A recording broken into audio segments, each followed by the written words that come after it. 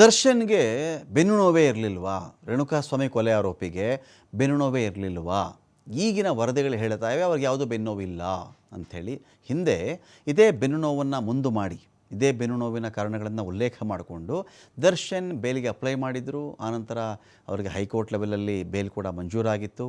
ಶಸ್ತ್ರಚಿಕಿತ್ಸೆನೇ ಆಗಬೇಕು ದರ್ಶನ್ಗೆ ಅಂಥೇಳಿ ವರದಿ ಕೂಡ ಇತ್ತು. ನಾನು ಇಮ್ಮಿಡಿಯೇಟಾಗಿ ಆಪರೇಷನ್ ಮಾಡಿಸ್ಕೊಳ್ಬೇಕು, ನನಗೆ ಬಳ್ಳಾರಿ ಕೂಡ ಆಗಲ್ಲ, ನಾನು ಬೆಂಗಳೂರಿಗೆ ಹೋಗಿ ಮಾಡಿಸ್ಕೋತೀನಿ ಅಂಥೇಳಿ ಮೆಡಿಕಲ್ ಗ್ರೌಂಡ್ಸ್ಗಳ ಆಧಾರದ ಮೇರೆಗೆ ಇವರಿಗೆ ಬೇಲ್ ಗ್ರ್ಯಾಂಟ್ ಆಗಿತ್ತು.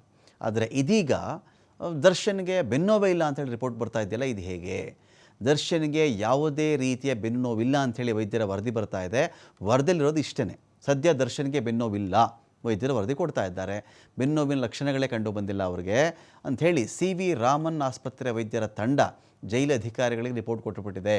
ಅಕಸ್ಮಾತ್ ಈ ಥರ ಇವ್ರಿಗೆ ಆ ಸಮಸ್ಯೆ ಇರಲಿಲ್ಲ ಅಂತ ಹೇಳಿ ಇವರು ವರದಿ ಬಂದಿರೋದನ್ನು ಗಮನಿಸಿಕೊಂಡು ಹಿಂದೆ ಇದೇ ಬೆನ್ನೋವು ಇತ್ತು ಅಂಥೇಳಿ ಇವರು ವರದಿ ಕೊಟ್ಟಿದ್ದಾರೆ, ಅದು ಸುಳ್ಳಾಗಿತ್ತು ಅಂತ ಹೇಳಿದ್ರೆ ಏನಾದರೂ ಚೇಂಜಸ್ ಆಗುತ್ತಾ ಇಲ್ಲಿ ಗೊತ್ತಿಲ್ಲ. ಕೋರ್ಟ್ ವಿಚಾರಣೆ ವೇಳೆ ನಮಗೆ ತುಂಬ ಬೆನ್ನೋವಿದೆ ಅಂತ ದರ್ಶನ್ ಹೇಳ್ಕೊಂಡಿದ್ರು. ನಿಲ್ಲೋದಕ್ಕೂ ಆಗ್ತಾಯಿಲ್ಲ, ಕೂರೋದಕ್ಕೂ ಆಗ್ತಾಯಿಲ್ಲ ಅಂಥೇಳಿ ಅಳಲು ತೋಡ್ಕೊಂಡಿದ್ರು, ಆಪರೇಷನ್ ಆಗಬೇಕು ಅಂತ ಹೇಳಿದರು. ಸೊ ಈಗ ನೋಡಿದ್ರೆ ಬೆನ್ನೋವೇ ಇಲ್ಲ ಅಂಥೇಳಿ CV ರಾಮನ್ ಆಸ್ಪತ್ರೆ ವೈದ್ಯರು ಹೇಳ್ತಾ ಇದ್ದಾರಲ್ಲ, ಇದು ಹೇಗೆ?